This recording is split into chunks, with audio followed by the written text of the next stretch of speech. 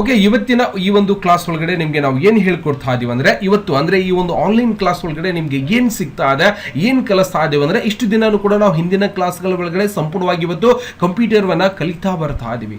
ಜೊತೆಗೆ ಇವತ್ತು ನಾವು ಮೈಕ್ರೋಸಾಫ್ಟ್ ವರ್ಡ್ ಅನ್ನ ಇವತ್ತು ಯಾವ ರೀತಿಯಾಗಿ ಕಂಪ್ಯೂಟರ್ ಒಳಗಡೆ ಬರುವಂತ ಒಂದು ಅಪ್ಲಿಕೇಶನ್ ಗಳನ್ನ, ಒಂದು ಕೆಲಸಗಳನ್ನ ಯಾವ ರೀತಿಯಾಗಿ ನಾವು ಮಾಡಬೇಕು, ಇವತ್ತು ಡಾಟಾ ಎಂಟ್ರಿ ಆಪರೇಟರ್ ಆಗಿರ್ಬೋದು, ಕಂಪ್ಯೂಟರ್ ಆಪರೇಟರ್ ಆಗಿರ್ಬೋದು, ಮತ್ತೆ ಇನ್ನಿತರ ಸಂಸ್ಥೆ ಮತ್ತೆ ಸರ್ಕಾರಿ ಸಂಸ್ಥೆಗಳಾಗಿರ್ಬೋದು, ಸಂಘ ಸಂಸ್ಥೆಗಳಾಗಿರ್ಬೋದು, ಮತ್ತೆ ಇತರ ಯಾವುದೇ ಒಂದು ಡಿಪಾರ್ಟ್ಮೆಂಟ್ ಆಗಿರ್ಬೋದು, ಇಲಾಖೆಗಳಲ್ಲಿ ನಾವು ಯಾವ ರೀತಿಯಾಗಿ ಕೆಲಸಗಳನ್ನ ಮಾಡಬೇಕು, ಆ ಒಂದು ಕೆಲಸಗಳನ್ನ ಯಾವ ಒಂದು ಸಾಫ್ಟ್ವೇರ್ ಒಳಗಡೆ ನಾವು ಮಾಡಬೇಕಾಗುತ್ತೆ, ಅವಾಗ ನಾವು ಏನೆಲ್ಲ ಕಲಿಯಬೇಕು ಅನ್ನೋದನ್ನ ನಿಮ್ಗೆ ಸಂಪೂರ್ಣವಾಗಿ ಈ ಒಂದು ಕ್ಲಾಸ್ ಅಲ್ಲಿ ಸಂಪೂರ್ಣವಾಗಿ ಗೊತ್ತಾಗ್ಲಿದೆ. ಓಕೆನಾ, ಮೊದಲಿಗೆ ನಾನು ಏನ್ ಮಾಡ್ತಾ ಇದ್ದೀನಿ, ಎಲ್ಲಿ ಹೋಗ್ಬೇಕಪ್ಪ ಅಂದ್ರೆ ಇಲ್ಲಿಂದ ಸ್ಟಾರ್ಟ್ ಬಟನ್ ಕಾಣಿಸ್ತಾ ಇದೆ. ನಾವು ಹಿಂದಿನ ಒಂದು ದಿನಗಳಲ್ಲಿ ಕನ್ನಡ ಟೈಪಿಂಗ್ ಆಗಿರ್ಬೋದು, ಪೇಂಟ್ ಮಾಡೋದಾಗಿರ್ಬೋದು, ಮತ್ತೆ ವರ್ಡ್ ಪ್ಯಾಡ್ ಆಗಿರ್ಬೋದು, ನೋಟ್ ಪ್ಯಾಡ್ ಆಗಿರ್ಬೋದು, ಯಾವ ರೀತಿಯಾಗಿ ನಾವು ಇಂಗ್ಲಿಷ್ ಟೈಪಿಂಗ್ ನಾವು ವೇಗವಾಗಿ ಮಾಡಬಹುದು, ಕನ್ನಡ ಟೈಪಿಂಗ್ ಅನ್ನ ಯಾವ ರೀತಿಯಾಗಿ ನಾವು ವೇಗವಾಗಿ ಮಾಡಬಹುದು, ಎಲ್ಲವನ್ನು ಕೂಡ ಹಿಂದಿನ ಒಂದು ಕ್ಲಾಸ್ ಒಳಗಡೆ ಸಂಪೂರ್ಣವಾಗಿ ಹೇಳ್ಕೊಟ್ಟಿದ್ದೇನೆ. ಇವತ್ತು ಯಾವ ರೀತಿಯಾಗಿ ಕಂಪ್ಯೂಟರ್ ಮೇಲೆ ಕೆಲಸಗಳನ್ನ ಮಾಡಬಹುದು, ಮಾಡಲಿಕ್ಕೆ ಯಾವ ಒಂದು ಸಾಫ್ಟ್ವೇರ್ ಒಳಗಡೆ ನಾವು ಕೆಲಸವನ್ನ ಮಾಡಬಹುದು ಅನ್ನೋದನ್ನ ಬಹಳಷ್ಟು ಇಂಪಾರ್ಟೆಂಟ್ ಆಗಿರುವಂತ, ಇವತ್ತು ಜಗತ್ತನ್ನೇ ಎಲ್ಲಾ ತರದ ಒಂದು ಡಿಪಾರ್ಟ್ಮೆಂಟ್ ಅಲ್ಲಿ ಕೆಲಸ ಮಾಡುವಂತ ಯಾವ್ದಾದ್ರು ಒಂದು ಸಾಫ್ಟ್ವೇರ್ ಇತ್ತಪ್ಪ ಅಂದ್ರೆ ಅದನ್ನ ನಾವು ಮೈಕ್ರೋಸಾಫ್ಟ್ ಆಫೀಸ್ ಅಂತ ಹೇಳ್ತೀವಿ. ಈ ಒಂದು ಮೈಕ್ರೋಸಾಫ್ಟ್ ಆಫೀಸಿನ ಒಂದು ಸಂಸ್ಥಾಪಕ ಯಾರು, ಆ ಒಂದು ಮೈಕ್ರೋಸಾಫ್ಟ್ ಆಫೀಸ್ ಒಳಗಡೆ 4 ರಿಂದ 5 ಸಾಫ್ಟ್ವೇರ್ ಗಳನ್ನ ನಾವು ಕಲಿಬೇಕಾಗುತ್ತೆ. ಹಾಗಾಗಿ ಆ ಒಂದು ಸಾಫ್ಟ್ವೇರ್ ಒಂದು ಸಂಸ್ಥಾಪಕ ಯಾರು ಅನ್ನೋದನ್ನ ನಾವು ನೋಡಿದಾಗ, ಯಾರಾದ್ರೂ ಗೊತ್ತಿದ್ರೆ ಹೇಳ್ಬೋದು, ಕಮೆಂಟ್ಸ್ ಅನ್ನ ಮಾಡಿ. ಇಲ್ಲ ಸರ್ ಗೊತ್ತಿಲ್ಲ ಅಂದ್ರೆ ಈ ಒಂದು ಮೈಕ್ರೋಸಾಫ್ಟಿನ ಒಂದು ಸಂಸ್ಥಾಪಕ ನಾವು ಏನ್ ಹೇಳ್ತೀವಿ, ಬಿಲ್ ಗೇಟ್ಸ್ ಅಂತಾನು ಕೂಡ ಸಂಪೂರ್ಣವಾಗಿ ಕರಿತೀವಿ. ಯಾರೇ ಒಂದು ಮೈಕ್ರೋಸಾಫ್ಟಿನ ಒಂದು ಸಂಸ್ಥಾಪಕ ಬಿಲ್ ಗೇಟ್ಸ್ ಅಂತ ಹೇಳ್ತೀವಿ. ಆ ಬಿಲ್ ಗೇಟ್ಸ್ ಅವರು ಮಾಡಿರುವಂತಹ ಒಂದು ಸಾಫ್ಟ್ವೇರ್ ಒಳಗಡೆ ನಾವು ಇವತ್ತು ಜಗತ್ತನ್ನೇ ಆ ಒಂದು ಸಾಫ್ಟ್ವೇರ್ ಒಳಗಡೆ ಇವತ್ತು ಕೆಲಸವನ್ನ ಮಾಡ್ತಾ ಇದ್ದಾರೆ. ಹಾಗಾಗಿ ಆ ಒಂದು ಸಾಫ್ಟ್ವೇರ್ ನ ಓಪನ್ ಮಾಡಬೇಕಾಗಿತ್ತು ಅಂದ್ರೆ ನಾನು ಸ್ಟಾರ್ಟ್ ಮೇಲೆ ಕ್ಲಿಕ್ ಅನ್ನ ಮಾಡಿಕೊಂಡು ಮಾಡಿದ ನಂತರ ನೀವೇನ್ ಮಾಡಬಹುದು, ಇಲ್ಲಿಂದ ಆಲ್ ಪ್ರೋಗ್ರಾಮ್ ಇವೆಲ್ಲ ದಾಖಲೆಗಳನ್ನ ನಮ್ಗೆ ಏನ್ ಮಾಡ್ತಾ ಇರತ್ತೆ, ಸಾಫ್ಟ್ವೇರ್ ಗಳನ್ನ ನೋಡ್ಲಿಕ್ಕೆ ಸಿಗ್ತಾ ಇರತ್ತೆ. ಅಲ್ಲಿ ನೋಡಬಹುದು ಮೈಕ್ರೋಸಾಫ್ಟ್ ಆಫೀಸ್ ವರ್ಡ್ 2007 ಅಂತ ಕಾಣಿಸ್ತಾ ಇದೆ. ನನ್ನ ಕಡೆ ಇರುವಂತ 2007 ಅಂದ್ರೆ ಇದು ಒಂದು ವರ್ಷನ್ ಅಂತ ನಾವು ಹೇಳ್ತೀವಿ. ಅಂದ್ರೆ 2007 ಅನ್ನೋದು ಒಂದು ಸಾಫ್ಟ್ವೇರ್ ಅಂತಾನು ಕೂಡ ನಾವು ಕರಿಬಹುದು. ಇವಾಗ ಅಪ್ಡೇಟ್ ಆಗಿದೆ, 2010 ಇದೆ, 2012 ಕೂಡ ಈ ಒಂದು ಸಾಫ್ಟ್ವೇರ್ ಕೂಡ ಈಗ ಅಪ್ಡೇಟ್ ಆಗಿರುತ್ತೆ. ಅಂದ್ರೆ ಬಹಳಷ್ಟು ಚೇಂಜಸ್ ಗಳನ್ನ ಮಾಡಿ, ಅಂದ್ರೆ ಇಯರ್ಲಿ ಏನ್ ಮಾಡ್ತಾರೆ ಅಂದ್ರೆ ಚೇಂಜಸ್ ಮಾಡ್ತಾರೆ. ಅಂದ್ರೆ ಅತಿ ಹೆಚ್ಚಾಗಿ ಎಲ್ಲರ ಕಂಪ್ಯೂಟರ್ ಅಲ್ಲಿ ಸಿಗುವಂತ ಒಂದು ಸಾಫ್ಟ್ವೇರ್ ಯಾವ್ದಂದ್ರೆ ಮೈಕ್ರೋಸಾಫ್ಟ್ ಆಫೀಸ್. ಇದು ಎಲ್ಲರ ಕಂಪ್ಯೂಟರ್ ಮತ್ತೆ ಲ್ಯಾಪ್ಟಾಪ್ ಗಳಲ್ಲಿ ಕೂಡ ನಾವು ಹೊಸದಾಗಿ ತಗೊಂಡ್ ಬಂದಾಗ್ಲೇನೆ ಇದನ್ನು ಕಂಪಲ್ಸರಿ ಇನ್ಸ್ಟಾಲೇಷನ್ ಮಾಡಿ ಕೊಟ್ಟಿರ್ತಾರೆ. ಎಲ್ಲರ ಒಂದು ಕಂಪ್ಯೂಟರ್ ಒಳಗೂ ಕೂಡ ಇದಿರುತ್ತೆ. ಸಪೋಸ್ ಸರ್ ಇಲ್ಲಿ ಕಾಣಿಸ್ತಾ ಇಲ್ಲ ಸರ್ ನನ್ನ ಒಂದು ಕಂಪ್ಯೂಟರ್ ಒಳಗಡೆ, ನಾನು ಎಲ್ಲಿ ಹೋಗಿ ನೋಡ್ಬೇಕಂದಾಗ ನೀವೇನ್ ಮಾಡ್ಬೇಕಂದ್ರೆ ಆಲ್ ಪ್ರೋಗ್ರಾಮ್ ಅಂದ್ರೆ ಕಂಪ್ಯೂಟರ್ ಒಳಗಡೆ ಇರುವಂತ ಎಲ್ಲಾ ಸಾಫ್ಟ್ವೇರ್ ಗಳನ್ನ ನೋಡ್ಲಿಕ್ಕೆ ನಾವು ಅದನ್ನ ಬಳಸಬೇಕಾಗತ್ತೆ. ಇದರಲ್ಲಿ ನಾವು ಕೆಳಗಡೆ ಬರಬೇಕು, ಕೆಳಗಡೆ ಇಲ್ಲಿ ಕಾಣಿಸ್ತಾ ಇದೆ. ಸಪೋಸ್ ಕೆಳಗಡೆ ಹೆಂಗ್ ಬರ್ಬೇಕಂದ್ರೆ ನಿಮ್ಮ ಮೌಸಿನ ಒಳಗಿರುವಂತ ಒಂದು ಗಾಲಿಯನ್ನ ಮೇಲೆ ಕೆಳಗಡೆ ಸರಿಸಿ, ಅವಾಗ ನೀವು ಮೇಲೆ ಕೆಳಗಡೆ ಬರ್ಬೋದು. ಇಲ್ಲ ಅಂದ್ರೆ ಈ ಒಂದು ಕರ್ಸರ್ ಇರುತ್ತಲ್ಲ ಮೇಲ್ಗಡೆ, ಓಕೆ ಸ್ಲೈಡರ್ ಅಂತ ಹೇಳ್ತೀವಿ ನಾವು. ಓಕೆ, ಇದನ್ನ ಏನ್ ಮಾಡ್ಬೋದು, ಮೇಲ್ಗಡೆ ಕೆಳಗಡೆ ಇದಕ್ಕೆ ಹಿಡಿದು ಸರಿಸಬಹುದು. ಅವಾಗ ಇಲ್ಲಿಂದ ಮೈಕ್ರೋಸಾಫ್ಟ್ ಆಫೀಸ್ ಅಂತ ಕಾಣಿಸ್ತಾ ಇದೆ. ಈ ಒಂದು ಮೈಕ್ರೋಸಾಫ್ಟಿನ ಸಂಸ್ಥಾಪಕ ಯಾರು, ಈ ಒಂದು ಸಾಫ್ಟ್ವೇರ್ ಡೆವಲಪ್ಮೆಂಟ್ ಯಾರು ಮಾಡಿದ್ರು, ಬಿಲ್ ಗೇಟ್ಸ್ ಅಂತ ಹೇಳ್ತೀವಿ. ಓಕೆ, ನೀವು ಇದರ ಮೇಲೆ ಕ್ಲಿಕ್ ಅನ್ನ ಮಾಡಿದಾಗ ನನ್ನ ಕಡೆ 2010 ವರ್ಷನ್ ಇರುವಂತ ಒಂದು ಸಾಫ್ಟ್ವೇರ್ ಕೂಡ ಇದೆ. 2007 ಒಂದು ವರ್ಷನ್ ಕೂಡ ನನ್ನ ಕಡೆ ಸಾಫ್ಟ್ವೇರ್ ಇರುವಂತದ್ದು. ಸರ್ 2007 ಅಂದ್ರೆ ಹಿಂದಿನ ಬಹಳಷ್ಟು ಹಿಂದೆ ಇರುವಂತ ಸಾಫ್ಟ್ವೇರ್ ಬಗ್ಗೆ ಹೇಳ್ಕೊಡಕತ್ತೀರಂತ ಗಾಬರಿ ಆಗ್ಬೇಡ್ರಿ. ಅದು ವರ್ಷನ್ ಇರುತ್ತೆ. ವರ್ಷನ್ ಅಂದ್ರೆ ಅದರದೇ ಆದಂತ ಒಂದು ಕೋಡ್ ಅನ್ನ ಇಟ್ಕೊಂಡಿರ್ತಾರೆ ಅವರು. ಗೊತ್ತಾಗ್ತದೆ 2007 ವರ್ಷನ, 2010 ವರ್ಷನ್. ಇಲ್ಲಿ ನೋಡಿ ಈಗ ನಡೀತಾ ಇರೋದು 2010 ವರ್ಷನ್ ಇರುತ್ತೆ, 2012 ಇರುತ್ತೆ. ಹಾಗಾಗಿ 2012 ಸಾಫ್ಟ್ವೇರ್ ಅಂತಲ್ಲ, ಬಟ್ ಅದಕ್ಕೆ ಏನ್ ಮಾಡಿರ್ತಾರೆ ಅಂದ್ರೆ ಒಂದು ಹೆಸರು ಅಂದ್ರೆ ವರ್ಷನ್ ಗಳನ್ನ ಕೊಟ್ಟು ಅವರು ಡೆವಲಪ್ಮೆಂಟ್ ಅನ್ನ ಮಾಡಿರ್ತಾರೆ. ಎಲ್ಲ ಕಡೆನೂ ಕೂಡ ಇದೇ ಸಾಫ್ಟ್ವೇರ್ ಇರುತ್ತೆ. ತಲೆ ಕೆಡಿಸ್ಕೋಬೇಡಿ. ಯಾವುದೇ ಆಫೀಸ್ ಆಗಿರ್ಬೋದು, ಎಲ್ಲೇ ನೀವು ಕೆಲಸ ಮಾಡ್ಲಿಕ್ಕೆ ಹೋದಾಗ ಒಂದು ಡಾಕ್ಯುಮೆಂಟ್ಸ್ ಕೆಲಸ ಆಗಿರ್ಬೋದು, ಅಥವಾ ಒಂದು ಆಫೀಸಿನ ಕೆಲಸ ಆಗಿರ್ಬೋದು, ಅಥವಾ ಒಂದು ಶಾಲಾ ಕಾಲೇಜಿನ ಕೆಲಸ ಆಗಿರ್ಬೋದು, ತಹಶೀಲ್ದಾರ್ ಆಫೀಸ್ ಒಳಗಡೆ ಕೆಲಸ ಆಗಿರ್ಬೋದು, ಇನ್ನಿತರ. ಯಾಕಂದ್ರೆ ಎಲ್ಲಾ ಇಲಾಖೆ ಹೇಳ್ತಾ ಹೋದ್ರೆ 2 ದಿನ ಸಾಲುದಿಲ್ಲ.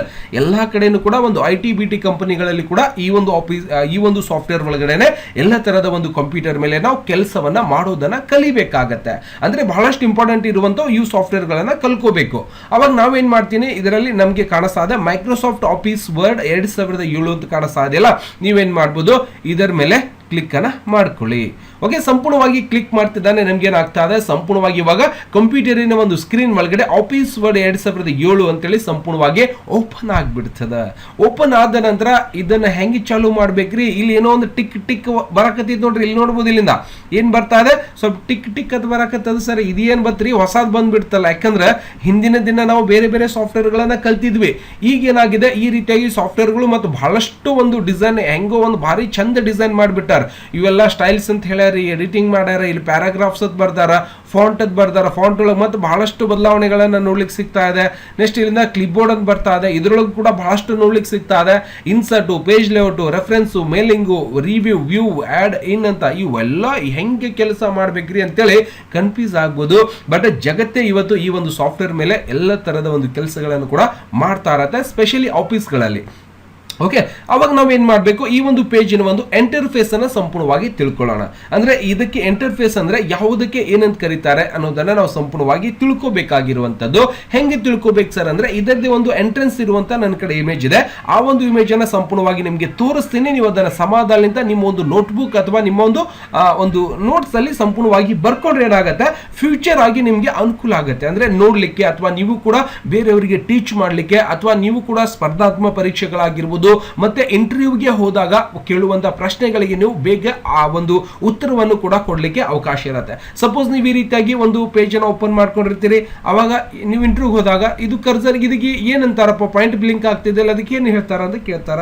ಸಪೋಸ್ ಮೇಲ್ಗಡೆ ಕಾಣಿಸೋದಕ್ಕೆ ಇದಕ್ಕೆ ಏನಂತ ಹೇಳ್ತಾರ, ನೆಕ್ಸ್ಟ್ ಇವುಗಳಿಗೆ ಏನಂತ ಕರೀತಾರ, ಈ ಒಂದು ಪೇಜಿಗೆ ಏನಂತ ಹೇಳ್ತಾರ, ಇದಕ್ಕೆ ಏನಂತ ಕರೀತಾರ, ಇದು ಏನಪ್ಪಾ ಇದು, ಓಕೆ ಈ ಒಂದು ಏನಿದೆ ಇದು ಅನ್ನೋದನ್ನ ನಾವು ನೋಡ್ಬೇಕಾಗಿದೆ. ಇದರ ಒಂದು ಇಂಟರ್ಫೇಸ್ ಅನ್ನ ಸಂಪೂರ್ಣವಾಗಿ ತಿಳ್ಕೋಬೇಕಾಗಿರುವಂತದ್ದು. ಯಾಕಂದ್ರೆ ಇವತ್ತು ಏನಾದ್ರೂ ನಾವು ಖರೀದಿಯನ್ನ ಮಾಡ್ಲಿಕ್ಕೆ ಹೋದಾಗ ಯಾವುದೋ ಒಂದು ಎಲೆಕ್ಟ್ರಿಕಲ್ ವಸ್ತು ಆಗಿರ್ಬೋದು, ಯಾವುದೋ ಒಂದು ಬೈಕ್ ಆಗಿರ್ಬೋದು, ಕಾರ್ ಆಗಿರ್ಬೋದು, ಅವಾಗ ನಾವೇನ್ ಮಾಡ್ತೀವಿ, ಇದನ್ನ ಅದರ ಬಗ್ಗೆ ನಾವೇನ್ ಮಾಡ್ತೀವಿ ಅಂದ್ರೆ ಮಾಹಿತಿಯನ್ನ ತಗೋತೀವಿ. ಎಲ್ಲಿ ಗೇರ್ ಹಾಕ್ಬೇಕು, ಎಲ್ಲಿ ಕ್ಲಚ್ ಅನ್ನ ಹೊಡಿಬೇಕು, ಎಲ್ಲಿ ಒಂದು ಹಾರನ್ ಹೊಡಿಲಿಕ್ಕೆ ಬಟನ್ಸ್ ಕೊಟ್ಟಿರ್ತಾರೆ, ಇವೆಲ್ಲವನ್ನು ಕೂಡ ಇಂಟರ್ಫೇಸ್ ಅಂದ್ರೆ ಅದಕ್ಕೆ ಬಳಕೆ ಆಗಿರುವಂತ ಒಂದು ಇಂಟರ್ಫೇಸ್ ಅನ್ನ ಸಂಪೂರ್ಣವಾಗಿ ತಿಳ್ಕೋಬೇಕಾಗಿದೆಯಲ್ಲ. ಹಾಗಾಗಿ ಈ ಒಂದು ಸಾಫ್ಟ್ವೇರಿನ ಒಂದು ಇಂಟರ್ಫೇಸ್ ಕೂಡ ನಾವು ಸಂಪೂರ್ಣವಾಗಿ ತಿಳ್ಕೋಬೇಕಾಗಿರುವಂತದ್ದು. ಅವಾಗ ನಾನು ಸಂಪೂರ್ಣವಾಗಿ ಓಪನ್ ಮಾಡ್ಕೋತೀನಿ. ಓಪನ್ ಮಾಡ್ತಿದ್ದಾನೆ ನಾನು ಒಂದು ಇಂಟರ್ಫೇಸ್ ಕೂಡ ಇಲ್ಲಿಂದ ಸಂಪೂರ್ಣವಾಗಿ ನಿಮ್ಗೆ ತೋರಿಸ್ತಾ ಇದ್ದೀನಿ. ಆನ್ಲೈನ್ ಕ್ಲಾಸ್ ಸಂಬಂಧಪಟ್ಟಿರುವಂತಹ ಒಂದು ಇಮೇಜ್ ಕೂಡ ಇದ್ದಿರುತ್ತೆ, ಸಂಪೂರ್ಣವಾಗಿ ನೋಡಬಹುದು. ಕ್ಲಿಯರ್ ಆಗಿ ಕಾಣಿಸ್ತಾ ಇದೆಯಾ, ಸಪೋಸ್ ಏನ್ ಮಂಜು ಕಾಣಿಸ್ತಾ ಇದೆ ಹೇಳ್ಬೋದು, ಅಥವಾ ಜೂಮ್ ಔಟ್ ಮಾಡಿದ್ರು ಕೂಡ ಪರವಾಗಿಲ್ಲ. ಈ ರೀತಿಯಾಗಿ ಸರ್ ಕ್ಲಿಯರ್ ಕಾಣಿಸ್ತಾ ಇದೆ ಅಂದ್ರೆ ಕಾಣಿಸ್ತಾ ಇದೆಯಾ ಅಂತ ಹೇಳಿ. ಓಕೆ ನೋಡಿ, ಸಂಪೂರ್ಣವಾಗಿ ನಾವೇನು ಆಗ್ಲೇ ಒಂದು ಸಾಫ್ಟ್ವೇರ್ ಅನ್ನು ಓಪನ್ ಮಾಡ್ಕೊಂಡಿದ್ದೀವಲ್ಲ, ಇದೇ ಒಂದು ಸಾಫ್ಟ್ವೇರಿನ ಒಂದು ಇಂಟರ್ಫೇಸ್ ನಾವೇನ್ ಮಾಡಿದೀವಿ ಇಲ್ಲಿ ನಿಮ್ಗೆ ಸಂಪೂರ್ಣವಾಗಿ ತೋರಿಸ್ಕೊಡ್ತಾ ಇದ್ದೀನಿ. ನೋಡ್ಬೋದು ಮೇಲ್ಗಡೆ ಈ ರೀತಿಯಾಗಿ ಒಂದು ಸಾಫ್ಟ್ವೇರ್ ಓಪನ್ ಆದಾಗ ಇದರ ಒಂದು ಇಂಟರ್ಫೇಸ್ ಓಪನ್ ಆಗಿರುತ್ತೆ. ಅವಾಗ ನಾವು ಯಾವುದಕ್ಕೆ ಏನಂತ ಕರೀತಾರೆ, ಎಲ್ಲದಕ್ಕೂ ಒಂದು ಹೆಸರನ್ನ ಕೊಟ್ಟಿರ್ತಾರೆ. ಟೆಕ್ನಿಕಲ್ ಆಗಿ ಸುಮ್ಮನೆ ಸಾಫ್ಟ್ವೇರ್ ಡೆವಲಪ್ಮೆಂಟ್ ಮಾಡಿರಲ್ಲ, ಗೊತ್ತಾಗ್ತದ. ಅವಾಗ ನಾವೇನ್ ಮಾಡ್ಬೋದು, ಮೊದಲನೇದಾಗಿ ನೋಡಿದಾಗ ಮೇಲ್ಗಡೆ ಡಾಕ್ಯುಮೆಂಟ್ಸ್ ವರ್ಡ್ ಅಂತ ಕಾಣಿಸ್ತಾ ಇರತ್ತೆ, ಅದಕ್ಕೆ ನಾವೇನಂತ ಕರಿತೀವಿ, ಇಲ್ಲಿ ಮೇಲ್ಗಡೆ ಕಾಣಿಸ್ತಾ ಇರತ್ತೆ ನೋಡಿ, ಇದಕ್ಕೆ ನಾವೇನ ಕರಿತೀವಪ್ಪ ಅಂದ್ರೆ ಟೈಟಲ್ ಬಾರ್ ಅಂತ ಹೇಳ್ತೀವಿ. ಮೇಲ್ಗಡೆ ಕಾಣಿಸೋದು documents 1, this is for the title bar ಅಂತ ನಾವು ಕರಿತೀವಿ. ಅದೇ ರೀತಿಯಾಗಿ ಅಲ್ಲಿ ಇರುವಂತದನ್ನೇ ನಾವು ಸಂಪೂರ್ಣವಾಗಿ ಇಲ್ಲಿಂದ ನಿಮ್ಗೆ ಹೇಳಿಕೊಡ್ತಾ ಇದ್ದೀನಿ. ಅದರ ಜೊತೆಗೆ ಮುಂದ್ಗಡೆ ಕಾಣಿಸ್ತಾ ಇರತ್ತೆ, ಇಲ್ಲಿ ಮೂಲಿ ಒಳಗಡೆ ಕಾಣಿಸ್ತಾ ಇರತ್ತೆ, ಅದಕ್ಕೆ ನಾವು ಏನು ಹೇಳ್ತೀವಪ್ಪ ಅಂದ್ರೆ ಕ್ವಿಕ್ ಆಕ್ಸೆಸ್ ಟೂಲ್ ಬಾರ್ ಅಂತೇಳಿ ಕೂಡ ಸಂಪೂರ್ಣವಾಗಿ ಕರಿತೀವಿ. ಯಾವುದಕ್ಕೆ ಇಲ್ಲಿ ಈ ರೀತಿಯಾಗಿ ಕಾಣಿಸ್ತಾ ಇರತ್ತೆ, ಇದಕ್ಕೆ ಕ್ವಿಕ್ ಆಕ್ಸೆಸ್ ಟೂಲ್ ಬಾರ್ ಅಂತ ಹೇಳ್ತೀವಿ, ಇದಕ್ಕೆ ಟೈಟಲ್ ಬಾರ್ ಅಂತ ಹೇಳ್ತೀವಿ. ಜೊತೆಗೆ ಇಲ್ಲಿ ಒಳಗಡೆ ಇನ್ಸರ್ಟ್ ಮತ್ತೆ ಹೋಮ್ ಮತ್ತೆ ಪೇಜ್ ಲೇಔಟ್, ರೆಫರೆನ್ಸ್, ಮೇಲಿಂಗ್ ಮತ್ತೆ ರಿವ್ಯೂ ಕಾಣಿಸ್ತಾ ಇರತ್ತಲ್ಲ, ಅದಕ್ಕೆ ನಾವು ಏನು ಹೇಳ್ತೀವಪ್ಪ ಅಂದ್ರೆ ರಬ್ಬಿನ್ ಟ್ಯಾಬ್ಸ್ ಅಂತಾನು ಕೂಡ ಕರಿಬಹುದು, ಅಥವಾ ಮೆನು ಬಾರ್ಸ್ ಅಂತಾನು ಕೂಡ ಸಂಪೂರ್ಣವಾಗಿ ಕರಿತೀವಿ. ಗೊತ್ತಾಗ್ತಿದ್ಯಾ, ಇದಕ್ಕೆ ಮೆನು ಬಾರ್ಸ್ ಅಂತಾನು ಕೂಡ ಹೇಳ್ಬೋದು, ಇಲ್ಲಾಂದ್ರೆ ರಬ್ಬಿನ್ ಟ್ಯಾಬ್ಸ್ ಅಂತಾನು ಕೂಡ ನಾವು ಕರಿಬಹುದು. ಜೊತೆಗೆ ರಬ್ಬಿನ್ ಅಂದ್ರೆ ಯಾವುದು ಸರ್ ಅಂದ್ರೆ ಇಲ್ಲಿಂದ, ಓಕೆ ಇಲ್ಲಿಂದ ಹಿಡಿದು ಇಲ್ಲಿವರೆಗೆ ಏನ್ ಬರ್ತಾ ಇದೆಯಲ್ಲ, ಕಂಪ್ಲೀಟ್ ಒಂದು ಬಾಕ್ಸ್ ಹಾಕಿದ್ದಾರೆ ನೋಡಿ, ಇದು ಸಂಪೂರ್ಣವಾಗಿ ಇಲ್ಲಿಂದ ಇಲ್ಲಿವರೆಗೆ ಬರ್ತಾ ಇದೆಯಲ್ಲ, ಅದನ್ನ ನಾವು ರಬ್ಬಿನ್ ಅಂತಾನು ಕೂಡ ಕರಿತೀವಿ. ರಬ್ಬಿನ ಮತ್ತೆ ತಲೆಯಲ್ಲೇ ಹಾಕುವಂತ ರಬ್ಬಿನ್ ಅಲ್ಲ, ಓಕೆ ಇದು ರಬ್ಬಿನ ಒಂದು ಸೈಜ್ ಒಳಗೆ ಇಟ್ಟಿರುತ್ತಲ್ಲ, ಅದಕ್ಕೆ ರಬ್ಬಿನ್ ಅಂತ ಹೇಳಿರ್ತಾರೆ. ಇಲ್ಲಿಂದ ಇಲ್ಲಿವರೆಗೆ ಏನ್ ಬರುತ್ತಲ್ಲ, ಇದಕ್ಕೆ ಸಂಪೂರ್ಣವಾಗಿ ರಬ್ಬಿನ್ ಅಂತ ಹೇಳ್ತೀವಿ. ರಬ್ಬಿನ್ ಮೇಲ್ಗಡೆ ಕಾಣಿಸಿರುವಂತ ಇವುಗಳಿಗೆ ಹೋಮ್, ಇನ್ಸರ್ಟ್, ಮೆನು ಅಂತ ಹೇಳ್ತೀವಲ್ಲ, ಇದಕ್ಕೆ ರಬ್ಬಿನ್ ಟ್ಯಾಬ್ಸ್ ಅಂತಾನು ಕೂಡ ನಾವು ಕರಿಬಹುದು, ಇಲ್ಲ ಅಂದ್ರೆ ಮೆನು ಬಾರ್ಸ್ ಅಂತಾನು ಕೂಡ ನಾವು ಸಂಪೂರ್ಣವಾಗಿ ಕರಿಬಹುದು. ಮತ್ತೆ ಈ ಒಂದು ಆಫೀಸ್ ಬಟನ್ ಅಂತ ಹೇಳ್ತೀವಿ, ಇಲ್ಲಿ ಒಂದು ಬಟನ್ ಕಾಣಿಸ್ತಾ ಇರುತ್ತೆ ನಿಮಗೆ ಸಾಫ್ಟ್ವೇರ್ ಓಪನ್ ಮಾಡಿದಾಗ, ಅದಕ್ಕೆ ನಾವು ಆಫೀಸ್ ಬಟನ್ ಅಂತಾನು ಕೂಡ ಹೇಳ್ತೀವಿ. ಯಾಕಂದ್ರೆ ಸಾಫ್ಟ್ವೇರ್ ಡೆವಲಪ್ಮೆಂಟ್ ಈ ರೀತಿಯಾಗಿ ಸಿಂಬಲ್ ಇರುತ್ತೆ, ಅದಕ್ಕೆ ನಾವು ಆಫೀಸ್ ಬಟನ್ ಅಂತ ಕೂಡ ಕರಿತೀವಿ. ಅದರ ಮೇಲ್ಗಡೆ ಇರುವಂತದಕ್ಕೆ ಕ್ವಿಕ್ ಆಕ್ಸಿಸ್ ಟೂಲ್ ಬಾರ್ ಅಂತ ಕೂಡ ನಾವು ಸಂಪೂರ್ಣವಾಗಿ ಕರಿತಾ ಇರ್ತೀವಿ. ಜೊತೆಗೆ ಕೆಳಗಡೆ ಇಲ್ಲೊಂದು ಪಾಯಿಂಟ್ ಕಾಣಿಸ್ತಾ ಇರತ್ತೆ. ಓಕೆ, ಅದರ ಕೆಳಗಡೆ ಮತ್ತೆ ಇಲ್ಲೊಂದು ವೈಟ್ ಲೈನ್ ಮತ್ತೆ ನಂಬರ್ಸ್ ಗಳು ಕಾಣಿಸ್ತಾ ಇರತ್ತೆ, ಒಂದು ಸ್ಕೇಲ್ ತರ ಕಾಣಿಸ್ತಾ ಇರತ್ತೆ, ಇಂಚು ಪಟ್ಟಿ ತರ ಕಾಣಿಸ್ತಾ ಇರತ್ತಲ್ಲ, ಅದಕ್ಕೆ ನಾವೇನ್ ಹೇಳ್ತೀವಿ ಹಾರಿಜಾಂಟಲ್ ರೂರಲ್ ಅಂತಾನು ಕೂಡ ನಾವು ಕರಿತೀವಿ. ಏನಿದಕ್ಕೆ ಹಾರಿಜಾಂಟಲ್ ರೂರಲ್ ಅಂತ ಕೂಡ ನಾವು ಸಂಪೂರ್ಣವಾಗಿ ಕರಿತಾ ಇರ್ತೀವಿ. ಗೊತ್ತಾಗ್ತಿದೆ.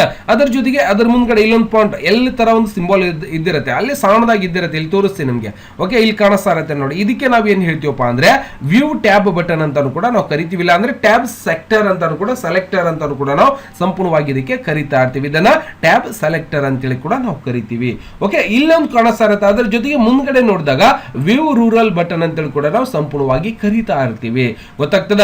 ಅಂದ್ರೆ ಈ ಒಂದು ರೂರಲ್ ಬಟನ್ ಕಾಣಿಸ್ಬೇಕಾಗಿತ್ತು ಅಂದ್ರೆ ಇದರ ಮೇಲೆ ಕ್ಲಿಕ್ ಮಾಡ್ಕೊಂಡ್ರೆ ಆಫ್ ಆಗುತ್ತೆ, ಆನು ಕೂಡ ನಮಗೆ ಆಗ್ಲಿಕ್ಕೆ ಶುರು ಆಗುತ್ತೆ. ಗೊತ್ತಾಗುತ್ತಾ? ನೆಕ್ಸ್ಟ್ ಅದ್ರ ಕೆಳಗಡೆ ನೋಡಿದಾಗ ವರ್ಟಿಕಲ್ ಸ್ಕೋರಲ್ ಬಾರ್ ಅಂತ ಹೇಳ್ತೀವಿ. ಎಲ್ಲಿ ಕಾಣಿಸುತ್ತೆ ಸರ್? ನಾನು ಓಪನ್ ಮಾಡ್ತಾ ಇದ್ದೀನಿ, ಇದರಲ್ಲಿ ವರ್ಟಿಕಲ್ ಸ್ಕೋರಲ್ ಬಾರೇ ಕಾಣಿಸ್ತಾ ಇಲ್ಲ. ನೋಡಿ, ನಾನು ಸಂಪೂರ್ಣವಾಗಿ ಓಪನ್ ಮಾಡ್ಕೊಂಡಿದ್ದೀನಿ. ಏನ್ ಸರ್ ಸುಮ್ಮನೆ ಯಾಕ್ರಿ ಸುಳ್ಳು ಹೇಳ್ತಿರತ್ತ ಅನಿಸ್ಬೋದು, ಬಟ್ ಇಲ್ಲಿ ಕಾಣಿಸ್ತಾನೆ ಇಲ್ಲ. ಯಾಕೆ ಕಾಣಿಸಕತ್ತಿಲ್ಲಪ್ಪ ಅಂದ್ರೆ ಅದು ನಾವು ಇದನ್ನ ಸ್ವಲ್ಪ ಜೂಮ್ ಮಾಡಿದಾಗ, ಓಕೆ, ಪೇಜ್ ಅನ್ನ ಯಾವಾಗ ಜೂಮ್ ಮಾಡ್ತೀರಿ ಅವಾಗ ನಿಮ್ಗಡೆ ಕೆಳಗಡೆ ಕೂಡ ಹಾರಿಜಾಂಟಲ್ ಆಗಿ ಬಂದಿರುತ್ತೆ, ಮತ್ತೆ ವರ್ಟಿಕಲ್ ಆಗಿ ಈ ಒಂದು ಪೇಜ್ ಅಂದ್ರೆ ಈ ಒಂದು ಪೇಜ್ ಅನ್ನ ಸ್ವಲ್ಪ ಮೇಲ್ಗಡೆ ಕೆಳಗಡೆ ಸರಿಸ್ಲಿಕ್ಕೆ. ಓಕೆ, ನಾನು ಏನ್ ಮಾಡ್ತೀನಿ ನೋಡಿ, ಈ ಒಂದು ಹಾರಿಜಾಂಟಲ್ ಲೈನ್ ಹಿಡಿದು ಕೆಳಗೆ ಸರಿಸ್ತೀನಿ, ಮ್ಯಾಲ್ ಹೋಗ್ತದೆ ನೋಡಿ. ಓಕೆ, ಮತ್ತೆ ಸರ್ ಇದಕ್ಕೆ ಮುಂದಕ್ಕೆ ಸರಿಸಬೇಕಂದ್ರೆ ಈಗ ಈ ರೀತಿಯಾಗಿ ನೀವು ಸರಿಸಾಗಿ ಕೆಳಗಡೆ ವರ್ಟಿಕಲ್ ಅನ್ನ ಹಿಡಿದಾಗ ಈ ರೀತಿಯಾಗಿ ಸರಿತಾ ಇರುತ್ತೆ. ಓಕೆ, ಇವುಗಳನ್ನ ಪೇಜ್ ಸರಿಸಲಿಕ್ಕೆ ಇದನ್ನ ಮೇಲೆ ಕೆಳಗಡೆ ತಗೊಳ್ಳಿಕ್ಕೆ ನಾವೇನ್ ಮಾಡ್ತೀವಿ, ಉಪಯೋಗಿಸ್ತಾ ಇರ್ತೀವಿ. ಯಾವಾಗ ಅದು ಜೂಮ್ ಮಾಡಿದಾಗ ಕಾಣಿಸ್ತಾ ಇರುತ್ತೆ, ನೀವು ಜೂಮ್ ಔಟ್ ಮಾಡಿದಾಗೂ ಕೂಡ ಕಾಣಿಸ್ತಾ ಇರುತ್ತೆ. ಓಕೆ, ಕರೆಕ್ಟ್ ಆಗಿತ್ತು ಅಂದ್ರೂ ಕೂಡ ನಿಮ್ಗೆ ಸಂಪೂರ್ಣವಾಗಿ ನೋಡ್ಲಿಕ್ಕೆ ಸಿಗ್ತಾ ಇರುತ್ತೆ, ಬಟ್ ಕೆಳಗಡೆ ಬಂದಿರಲ್ಲ. ಗೊತ್ತಾಗ್ತದ? ಇದಷ್ಟೇ ಬಂದಿರ್ತದೆ. ಏನದ್ ಕರಿತೀವಿ ಅದಕ್ಕೆ ವರ್ಟಿಕಲ್ ಸ್ಕೋರಲ್ ಬಾರ್ ಮಾತ್ರ ಬಂದಿರುತ್ತೆ. ಇದಕ್ಕೆ ವರ್ಟಿಕಲ್ ಸ್ಕೋರಲ್ ಬಾರ್ ಅಂತ ಸಂಪೂರ್ಣವಾಗಿ ಕರಿತೀವಿ. ಇದು ಅಷ್ಟೇ ಕಾಣಿಸ್ತಾ ಇರತ್ತೆ. ಸರ್ ವರ್ಟಿಕಲ್ ಕಾಣಿಸ್ತಾ ಇದೆ, ಹಾರಿಜಾಂಟಲ್ ಕಾಣಿಸ್ತಾ ಇಲ್ಲ ಸರ್ ಅಂದ್ರೆ ನೀವೇನ್ ಮಾಡ್ಬೇಕು, ಇದಕ್ಕೆ ಜೂಮ್ ಮಾಡಿದಾಗ ಆ ಒಂದು ಹಾರಿಜಾಂಟಲ್ ಲೈನ್ ನಮಗೆ ಕಾಣಿಸ್ಲಿಕ್ಕೆ ಶುರು ಆಗುತ್ತೆ. ಹಾರಿಜಾಂಟಲ್ ಬಾರ್ ಅಂತ ನಾವು ಇದಕ್ಕೆ ಕರಿತೀವಿ. ಇದಕ್ಕೆ ವರ್ಟಿಕಲ್ ಬಾರ್ ಅಂತ ಕೂಡ ನಾವು ಸಂಪೂರ್ಣವಾಗಿ ಕರಿತೀವಿ. ಗೊತ್ತಾಗ್ತಿದ್ಯಾ? ಓಕೆ, ಎರಡು ಕೂಡ ಗೊತ್ತಾಯ್ತು. ಜೊತೆಗೆ ಇನ್ನೊಂದು ಬ್ರೌಸರ್ ಬಟನ್ ಅಂತ ಕಾಣಿಸ್ತಾ ಇರತ್ತೆ. ಇಲ್ಲಿ ಲಾಸ್ಟ್ ಸಿಂಬಲ್ ಒಳಗಡೆ ಇರುತ್ತೆ, 1, 2, 3 ಬಟನ್ಸ್ ಗಳು ಕೂಡ ನಮಗೆ ನೋಡ್ಲಿಕ್ಕೆ ಸಿಗ್ತಾ ಇರುತ್ತೆ. ನೋಡಬಹುದು ಇಲ್ಲಿಂದ. ಇದಕ್ಕೆ ಬ್ರೌಸರ್ ಸಿಂಬಲ್ಸ್ ಅಂತ ಕೂಡ ನಾವು ಸಂಪೂರ್ಣವಾಗಿ ಕರೆಯಬಹುದು. ಓಕೆ, ಗೊತ್ತಾಗ್ತಿದೆ ಅಂತ ಅನ್ಕೋತಾ ಅದನ್ನ ಇದಕ್ಕೆ ಬ್ರೌಸರ್ ಸಿಂಬಲ್ಸ್ ಅಂತ ಕೂಡ ನಾವು ಸಂಪೂರ್ಣವಾಗಿ ಕರೀತಾ ಇರ್ತೀವಿ ಅಂತೇಳಿ ಕೂಡ ನಾವು ಸಂಪೂರ್ಣವಾಗಿ ನೋಡಬಹುದು. ಜೊತೆಗೆ ಕೆಳಗಡೆ ಇನ್ನೊಂದು ಕಾಣಿಸ್ತಾ ಇರುತ್ತೆ ನಮಗೆ ಜೂಮ್ ಟೂಲ್ಸ್ ಅಂತ ಕೂಡ ನೋಡ್ತೀವಿ. ಎಲ್ಲಿ ಬರುತ್ತೆ ಸರ್ ಜೂಮ್ ಟೂಲ್ ಅಂದ್ರೆ? ಕಾಣಿಸ್ತಾ ಇದೆ ನೋಡಿ ಇಲ್ಲಿಂದ. ಜೂಮ್ ಅಂದ್ರೆ ಈ ಒಂದು ಪೇಜ್ ಅನ್ನ ನಿಮ್ಗೆ ಜೂಮ್ ಮಾಡಬೇಕಾಗಿತ್ತು ಅಂದ್ರೆ ಏನ್ ಮಾಡ್ಬೇಕು ನೋಡಿ, ಸಣ್ಣದು ಎಷ್ಟು ಮಾಡಬಹುದಪ್ಪ, ಮೈಕ್ರೋಸಾಫ್ಟ್ ವರ್ಡ್ ಒಳಗಡೆ ಅತ್ಯಂತ ಕಡಿಮೆ ಜೂಮಿಂಗ್ ಎಷ್ಟು ಕೆಪಾಸಿಟಿ ಇರುತ್ತೆ ಅಂದ್ರೆ ಅತ್ಯಂತ ಕಡಿಮೆ 10% ನೋಡಿ. ನಾನು ಕೊನೆಯದಾಗಿ ಹೇಳ್ಕೊಡ್ತಾ ಅದನ್ನೇ ಲಾಸ್ಟ್ ಗೆ ನಿಮ್ಗೆ ಇವೆಲ್ಲದರ ಮೇಲೂ ಕೂಡ ರಸಪ್ರಶ್ನೆಗಳ ಕಾರ್ಯಕ್ರಮ ನಡೀತಾ ಇರತ್ತೆ.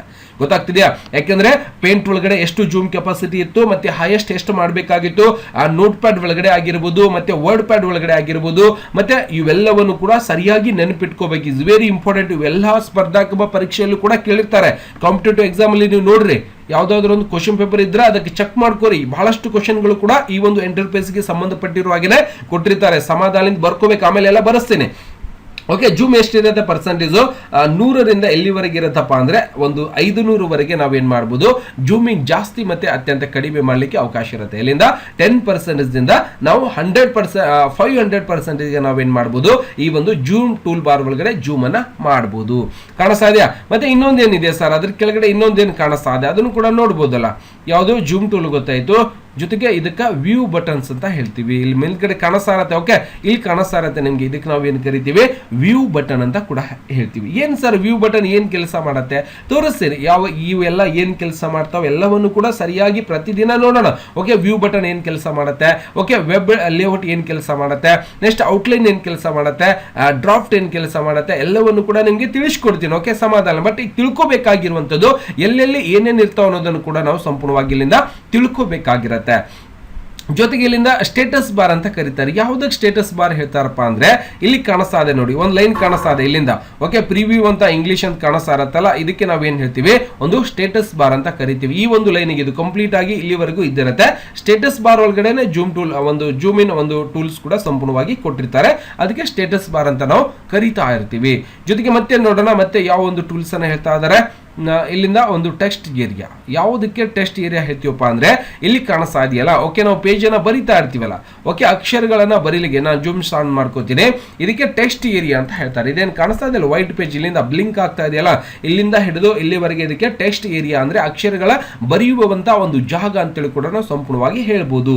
ಗೊತ್ತಾಗ್ತಿದ್ಯಾ? ಮತ್ತೆ ನಾವು ಮುಂದೆ ನೋಡಿದಾಗ ಟೆಕ್ಸ್ಟ್ ಏರಿಯಾ ಆಯ್ತು. ನೆಕ್ಸ್ಟ್ ಇಲ್ಲಿಂದ ಡಾಕ್ಯುಮೆಂಟ್ಸ್ ಇನ್ಫಾರ್ಮೇಶನ್ ನೋಡ್ಲಿಕ್ಕೆ ನಮಗೆ ಸಿಗ್ತಾ ಇರತ್ತೆ.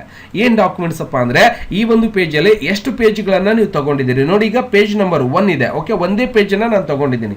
ಇಲ್ಲಿ ಸಪೋಸ್ ಪೇಜ್ ನಂಬರ್ 2, 3 ಕಾಣಿಸ್ಬೇಕಾಗಿತ್ತು ಸರ್ ಅಂದ್ರೆ ನಾನೇನ್ ಮಾಡ್ತೀನಿ, ಇಲ್ಲಿ ಬಹಳಷ್ಟು ಪೇಜ್ ಗಳನ್ನ ನಾನು ತಗೊಂಡಾಗ ನಿಮ್ಗೆ ತೋರಿಸ್ತೇನೆ. ಇಲ್ಲಿಂದ ಒಂದಷ್ಟೇ ಕಾಣಿಸ್ತಾ ಇದೆಯಲ್ಲ, ಈಗ ಜಾಸ್ತಿ ಹೆಂಗ್ ಕಾಣಿಸುತ್ತೆ ತೋರಿಸ್ತೇನೆ, ನೋಡ್ಬೋದು.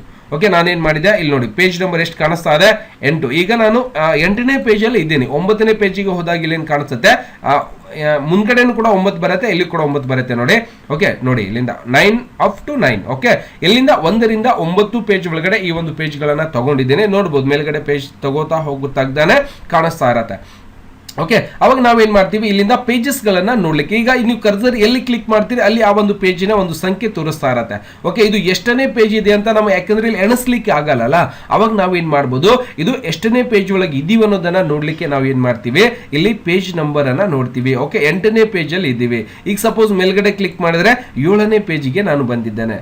ಈ ರೀತಿಯಾಗಿ ನೀವೇನ್ ಮಾಡ್ಬೋದು, ಮುಂದ್ಗಡೆ ಯಾವ ಪೇಜ್ ಅಲ್ಲಿ ನಿಮ್ಮ ಒಂದು ಕರ್ಸರ್ ಇದೆ ಅನ್ನೋದು ತೋರಿಸುತ್ತೆ, ಮತ್ತೆ ಆ ಒಂದು ಎಷ್ಟು ಪೇಜ್ಗಳ ಒಂದು ಡಾಕ್ಯುಮೆಂಟ್ಸ್ ಇದೆ ಅನ್ನೋದು ಕೊನೆಯದಾಗಿ ತೋರಿಸ್ತಾ. ಆ ಒಂದು ಪೇಜ್ ಅಲ್ಲಿ ಎಷ್ಟು ವರ್ಡ್ ಅಂದ್ರೆ ಅಕ್ಷರಗಳನ್ನ ನೀವು ಬರ್ದಿರಿ ಅನ್ನೋದು ಕೂಡ ನಮ್ಗೆ ಕೌಂಟ್ ಮಾಡಿ ತೋರಿಸ್ತಾ ಇರತ್ತೆ. ಸಪೋಸ್ ನಾನು ಏನ್ ಮಾಡ್ತೀನಿ, ಕೆಲವೊಂದಿಷ್ಟು ಅಕ್ಷರಗಳನ್ನ ಇಲ್ಲಿಂದ ಬರ್ಕೋತೀನಿ, ಸುಮ್ಮನೆ ಎಕ್ಸಾಂಪಲ್ ಆಗಿ ಬರೀತಾ ಇರ್ತೀನಿ. ಓಕೆ, ನೋಡಿ ನೀವು ಈ ರೀತಿಯಾಗಿ ಬರೆದಾಗ ಅಲ್ಲಿ ಅಕ್ಷರಗಳು ಕೂಡ ನಮಗೆ ವರ್ಡ್ಸ್ ಎಷ್ಟು 3 ಲೈನ್ಗಳಲ್ಲಿ ನಾವೇನ್ ಮಾಡಿದೀವಿ, ಅಕ್ಷರಗಳನ್ನ ಸಂಪೂರ್ಣವಾಗಿ ಬರ್ಕೊಂಡಿದ್ದೀವಿ. ಗೊತ್ತಾಗ್ತಿದೆ? ಪ್ಯಾರಾಗ್ರಾಫ್ಸ್ ಎಷ್ಟಾಗಿದೆ, 3 ಆಗಿದೆ. ಕ್ಯಾರೆಕ್ಟರ್ಸ್ ಏನಾಗಿದೆ ವಿತ್ ಸ್ಪೇಸ್ ಜೊತೆಗೆ ನಾವೇನ್ ಮಾಡಿದೀವಿ 72. ಸಂಪೂರ್ಣವಾಗಿ ಪೇಜಸ್ 9 ಪೇಜ್ ಇದೆ. ವರ್ಡ್ 3 ಅಂದ್ರೆ 1, 2, 3 ವರ್ಡ್ ಗಳನ್ನ ಬರ್ತಿದೀವಿ. ಓಕೆ, ಲೆನ್ಸ್ 219 ಲೆನ್ಸ್ ಗಳಾಗಿದೆ ಅಂತೇಳಿ ಕೂಡ ನಾವು ಸಂಪೂರ್ಣವಾಗಿ ನೋಡಬಹುದು. ಅಂದ್ರೆ ಇದರಲ್ಲಿ ಬರುವಂತಹ ಲೆನ್ಸ್ ಗಳನ್ನು ಕೂಡ ಕೌಂಟ್ ಮಾಡಿ ನಮಗೆ ಸಂಪೂರ್ಣವಾಗಿ ತೋರಿಸ್ತಾ ಇರತ್ತೆ. ಗೊತ್ತಾಗ್ತಿದೆ? ಈ ರೀತಿಯಾಗಿ ಕೂಡ ನಾವೇನ್ ಮಾಡಬಹುದು, ಸಂಪೂರ್ಣವಾಗಿ ಡೀಟೇಲ್ಸ್ ಕೂಡ ಇಲ್ಲಿಂದ ಸಂಪೂರ್ಣವಾಗಿ ಚೆಕ್ ಮಾಡಬಹುದು. ಗೊತ್ತಾಗ್ತಿದ್ಯಾ? ಇಲ್ಲಿಂದ ವರ್ಡ್ ಮೇಲೆ ಕ್ಲಿಕ್ ಮಾಡಿದ್ರೆ ಸಂಪೂರ್ಣವಾಗಿ ನಮಗೆ ನೋಡ್ಲಿಕ್ಕೆ ಸಿಗ್ತಾ ಇರತ್ತೆ. ಓಕೆ, ಸಂಪೂರ್ಣವಾಗಿ ಗೊತ್ತಾಯಿತು. ಇದನ್ನು ಕೂಡ ನಮ್ಗೆ ಏನಿದೆ, ಇದು ಲ್ಯಾಂಗ್ವೇಜ್ ಸ್ಟಾರ್ಟಿಂಗ್ ಅನ್ನ ನಾವು ಮಾಡ್ಕೋಬಹುದು. ಇಂಗ್ಲಿಷ್ ಲ್ಯಾಂಗ್ವೇಜ್ ಒಳಗಿದೆ ಅಂದ್ರೆ ಈ ಪೇಜ್ ನಮಗೆ ಇಂಗ್ಲಿಷ್ ಲ್ಯಾಂಗ್ವೇಜ್ ಒಳಗೆ ಸಿಗ್ತಾ ಇರತ್ತೆ. ಅದನ್ನು ಕೂಡ ನಾವು ಸಂಪೂರ್ಣವಾಗಿ ನೋಡ್ಲಿಕ್ಕೆ ಸಿಗ್ತಾ ಇರತ್ತೆ. ಬೇರೆದನ್ನ ಚೇಂಜ್ ಮಾಡಬೇಡಿ, ಇಂಗ್ಲಿಷ್ ಇಟ್ಕೊಳ್ಳಿ. ಮತ್ತೆ ಬೇರೆದ್ ಮಾಡಿದ್ರೆ ಏನಾಗ್ಬಿಡುತ್ತೆ, ಚೇಂಜಸ್ ಆಗ್ಬಿಡುತ್ತೆ. ನೋಡೋಣ ಬೇರೆದ್ ಏನಾದ್ರು ಮಾಡಿ ಎಲ್ಲಿ ಬದಲಾವಣೆ ಆಗುತ್ತೆ ಅನ್ನೋದು ಬೇಕಲ್ಲ. ಸಪೋಸ್ ಯಾವಾಗಾದ್ರೂ ನೀವು ಕಂಪ್ಯೂಟರ್ ಒಳಗೆ ಕೆಲಸ ಮಾಡೋ ಟೈಮಿಗೆ ಹಂಗೆ ಏನಾದ್ರು ಆಯ್ತು ಅಂದ್ರೆ ಕನ್ಫ್ಯೂಸ್ ಆಗ್ಬಿಡ್ತೀವಿ. ನಾನೇನ್ ಮಾಡ್ತೀನಿ, ಮೊದಲಿಗೆ ಅಂದ್ರೆ ಇಂಗ್ಲಿಷ್ ಇಂಡಿಯಾ ಅಂತ ಫಸ್ಟ್ ಬರ್ತಾ ಇದೆ, ಇದನ್ನ ಸಪೋಸ್ ತೆಗೆದ್ಬಿಟ್ರೆ ಬೇರೆದನ್ನ ತಗೊಂಡಾಗ ಇದಕ್ಕೆ ಸೆಲೆಕ್ಷನ್ ಮಾಡ್ಕೊಂಡು ಓಕೆ ಮಾಡಿದ್ರೆ ಸಟ್ ಆಗ್ಬಿಡತ್ತೆ. ಸಟ್ ಮಾಡಬೇಡಿ. ಓಕೆ, ಏನಾದ್ರೂ ಹಿಂಗ್ ತೊಂದರೆಗಳಾದಾಗ ನೀವೇನ್ ಮಾಡ್ಬೇಕು, ಯಾಕಂದ್ರೆ ಆಮೇಲೆ ಇದಕ್ಕೆ ವಾಪಸ್ ತಗೊಳ್ಳೋದು ಕಷ್ಟ. ಯಾಕಂದ್ರೆ ಇಲ್ಲಿ ಅಕ್ಷರಗಳೆಲ್ಲ ಚೇಂಜ್ ಆಗ್ಬಿಡ್ತಾವ.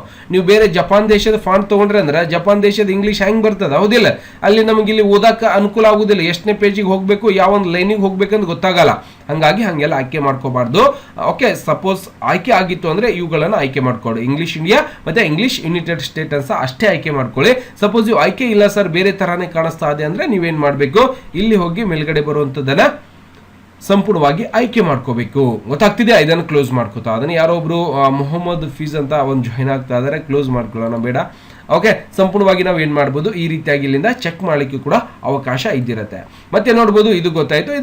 ಇದಕ್ಕೆ ಏನ್ ಹೇಳ್ತಾರಪ್ಪ ಅಂದ್ರೆ ಕರ್ಸರ್ ಅಂತ ಹೇಳ್ತೀವಿ ನಾವು. ಓಕೆ, ಆಗ್ಲೇನ್ ಕಾಣಿಸ್ತಾ ಇತ್ತಲ್ಲ ಈ ಒಂದು ಬ್ಲಾಕ್ ಆಗಿ ಇಲ್ಲಿಂದ ಟಪ್ ಟಪ್ ಹೊಡಕತ್ತ ನೋಡ್ರಿ, ಅದಕ್ಕೆ ನಾವು ಏನ್ ಹೇಳ್ತೀವಪ್ಪ ಅಂದ್ರೆ ಕರ್ಸರ್ ಅಂತ ಕರಿತೀವಿ.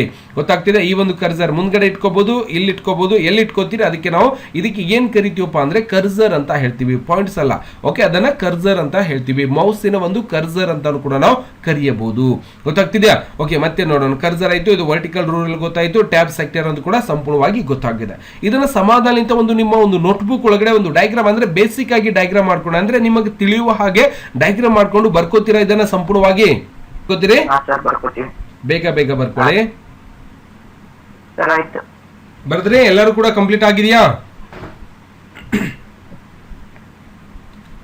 ಓಕೆ, ನಾನು ಇದನ್ನ ಸಂಪೂರ್ಣವಾಗಿ ಕ್ಲೋಸ್ ಮಾಡ್ಕೋತಾ ಇದ್ದೇನೆ. ಎಲ್ಲರೂ ಕೂಡ ಬರ್ಕೊಂಡಿದ್ದೀರಿ ಅಂತ ಅನ್ಕೋತಾ ಇದ್ದೇನೆ. ಯಾವ ರೀತಿಯಾಗಿ ಈ ಒಂದು ಮೈಕ್ರೋಸಾಫ್ಟ್ ವರ್ಡಿನ ಒಂದು ಇಂಟರ್ಫೇಸ್ ಗೆ ನಾವು ಏನೆಲ್ಲ ಕರಿತೀವಿ ಅನ್ನೋ ಒಂದು ಮಾಹಿತಿ ಕೂಡ ನಿಮಗೆ ಸಂಪೂರ್ಣವಾಗಿ ಗೊತ್ತಾಗಿದೆ ಅಂತ ಅನ್ಕೋತಾ ಇದ್ದೇನೆ.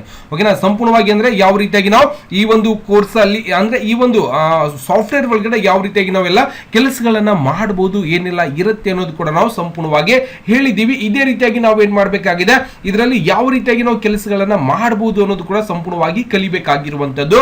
ಜೊತೆಗೆ ಇವೆಲ್ಲವನ್ನು ಕೂಡ ಯಾವ ರೀತಿಯಾಗಿ ಕೆಲಸ ಮಾಡುತ್ತೆ, ಮತ್ತೆ ಈ ಡಾಕ್ಯುಮೆಂಟ್ಸ್ ಗಳನ್ನ ಯಾವ ರೀತಿಯಾಗಿ ನಾವು ರೆಡಿ ಮಾಡಬೇಕು, ಲೆಟರ್ಸ್ ಗಳನ್ನ ಯಾವ ರೀತಿಯಾಗಿ ಬರಿಬೇಕು, ಪ್ರಾಜೆಕ್ಟ್ ಅನ್ನ ಯಾವ ರೀತಿಯಾಗಿ ಕೆಲಸ ಮಾಡಬೇಕು, ಮತ್ತೆ ಇಲ್ಲಿ ಟೇಬಲ್ಸ್ ಗಳಾಗಿರ್ಬೋದು, ಕಾಲಮ್ಸ್ ಗಳಾಗಿರ್ಬೋದು, ಬಹಳಷ್ಟು ಹಲವಾರುಗಳಾಗಿರ್ಬೋದು, ಬಿಲ್ ರೆಸಿಪ್ಟ್ ಗಳಾಗಿರ್ಬೋದು, ಇನ್ನಿತರ ಬಹಳಷ್ಟು ಕೆಟಗರಿಯ ಒಂದು ಕೆಲಸಗಳನ್ನ ಯಾವ ರೀತಿಯಾಗಿ ಮಾಡಬಹುದು ಅನ್ನೋದನ್ನ ಪ್ರತಿದಿನ ಒಂದೊಂದು ಅಸೈನ್ಮೆಂಟ್ ಗಳನ್ನ ಮಾಡಿ ನಿಮಗೆ ಸಂಪೂರ್ಣವಾಗಿ ಈ ಒಂದು ಸಾಫ್ಟ್ವೇರ್ ಅನ್ನ ನಾವೇನ್ ಮಾಡಬೇಕಾಗಿದೆ, ಕಲಿಯಬೇಕಾಗಿದೆ. ಪ್ರತಿದಿನ ಕೂಡ ಒಂದೊಂದು ಹೊಸ ಹೊಸ ಅಸೈನ್ಮೆಂಟ್ ಗಳನ್ನ ಮಾಡಿ, ಅಂದ್ರೆ ಪ್ರಾಜೆಕ್ಟ್ ಅಂದ್ರೆ ವರ್ಕ್ ಗಳನ್ನ ಮಾಡಿ ನಿಮಗೆ ಸಂಪೂರ್ಣವಾಗಿ ಕಲಿಸ್ತಾ ಇರ್ತೀನಿ. ಓಕೆ, ಇದರ ಬಗ್ಗೆ ಸಂಪೂರ್ಣವಾಗಿ ಗೊತ್ತಾಗಿದೆ ಅಂತ ಅನ್ಕೋತಾ ಇದೀನಿ. ಮತ್ತೆ ಮುಂದಿನ ಒಂದು ಕ್ಲಾಸ್ ಒಳಗಡೆ ನಾವೇನ್ ಮಾಡಬೇಕಾಗಿದೆ, ಪ್ರತಿದಿನ ಒಂದೊಂದು ಅಸೈನ್ಮೆಂಟ್ ಗಳನ್ನ ಮಾಡಿ ಯಾವ ರೀತಿಯಾಗಿ ಇವುಗಳನ್ನು ಉಪಯೋಗಿಸ್ಕೋಬೇಕು, ಇವೆಲ್ಲ ಯಾವ ರೀತಿಯಾಗಿ ಕೆಲಸ ಮಾಡುತ್ತೆ, ಇವೆಲ್ಲವನ್ನು ಕೂಡ ಸಂಪೂರ್ಣವಾಗಿ ನಿಮಗೆ ನಾಳೆ ನಡೆಯುವಂತಹ ಒಂದು ಕ್ಲಾಸ್ ಅಲ್ಲಿ ಸಂಪೂರ್ಣವಾಗಿ ಹೇಳ್ಕೊಡ್ತಾ ಇದ್ದೇನೆ.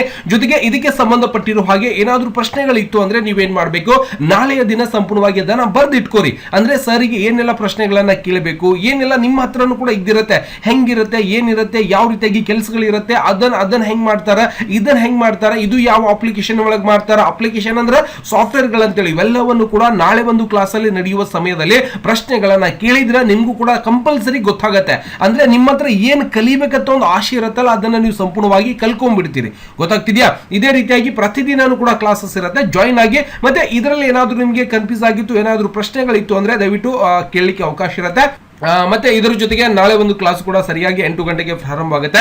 ಆ ಒಂದು ಕೋರ್ಸ್ಗೆ, ಆ ಒಂದು ಕ್ಲಾಸ್ಗೆ ಜಾಯ್ನ್ ಆಗಿ ಸರಿಯಾಗಿ ನಾಳೆ ನಡೆಯುವಂತ, ಅಂದ್ರೆ ನಾಳೆ ಸಂಪೂರ್ಣವಾಗಿ ಇವುಗಳನ್ನ ತಗೊಂಡು ಒಂದು ಕೆಲಸಗಳನ್ನ ಮಾಡಿ ನೋಡಬೇಕಾಗಿದೆ. ಅಂದ್ರೆ ಪ್ರಾಜೆಕ್ಟ್ಗಳು, ಕೆಲಸಗಳು ಏನೆಲ್ಲ ಮಾಡಬಹುದು ಈ ಒಂದು ಸಾಫ್ಟ್ವೇರ್ ಅನ್ನೋದನ್ನ ಸಂಪೂರ್ಣವಾಗಿ ನಿಮ್ಗೆ ಎಲ್ಲ ತರದ್ದು ಕೂಡ ಸಂಪೂರ್ಣವಾಗಿ ಕಲಿಸ್ಕೊಡ್ತೀನಿ. ಗೊತ್ತಾಗ್ತಿದ್ಯಾ? ಪ್ರತಿದಿನ ಹೇಳ್ಕೊಡ್ತೀನಿ, ಪ್ರತಿದಿನ ಒಂದು ವರ್ಕ್ ಅನ್ನ ಮಾಡಿ ತೋರಿಸ್ತಾ ಇರ್ತೀನಿ. ಯಾವ ರೀತಿಯಾಗಿ ಏನ್ ಮಾಡ್ತಾರೆ, ಏನೆಲ್ಲ ಕೆಲಸಗಳು ಇದರಲ್ಲಿ ಮಾಡ್ಲಿಕ್ಕೆ ಬರುತ್ತೆ, ಯಾವ ಕೆಲಸ ಇದರಲ್ಲಿ ಮಾಡ್ಲಿಕ್ಕೆ ಬರುವುದಿಲ್ಲ, ಎಲ್ಲವನ್ನು ಕೂಡ ಸಮಗ್ರವಾಗಿ ನಿಮ್ಗೆ ಈ ಒಂದು ಕೋರ್ಸ್ ಅಲ್ಲಿ ಸಂಪೂರ್ಣವಾಗಿ ಸಿಗ್ತಾ ಇರತ್ತೆ. ಮತ್ತೆ ಇದರಲ್ಲಿ ಏನಾದ್ರೂ ಡೌಟ್ಸ್ ಗಳಿತ್ತು ಅಂದ್ರೆ ನಾನು ಆಗ್ಲೇ ಹೇಳಿದೆ, ಏನಾದ್ರೂ ಇತ್ತು ಅಂದ್ರೆ ಪ್ರಶ್ನೆಗಳನ್ನ ಮಾಡಬಹುದು, ಸಂಪೂರ್ಣವಾಗಿ ಕಲಿಬಹುದು. ಇವತ್ತಿನ ಈ ಒಂದು ಕ್ಲಾಸ್ ಇಲ್ಲಿಗೆ ಮುಕ್ತಾಯ ಮಾಡ್ತಾ ಇದ್ದಾರೆ. ನಾಳೆಗೆ ಕೂಡ ಇದರ ಜೊತೆಗೆ ಸಂಪೂರ್ಣವಾಗಿ ಒಂದು ಆನ್ಲೈನ್ ಕ್ಲಾಸ್ ಪ್ರಾರಂಭವಾಗಿರುತ್ತೆ. ಸರಿಯಾಗಿ 8 ಗಂಟೆಗೆ ಜಾಯ್ನ್ ಆಗಿ. ಮತ್ತೆ ಸಿಗೋಣ ನಾಳೆ ಒಂದು ಸಾಯಂಕಾಲ 8 ಗಂಟೆಗೆ. ನಮಸ್ಕಾರ.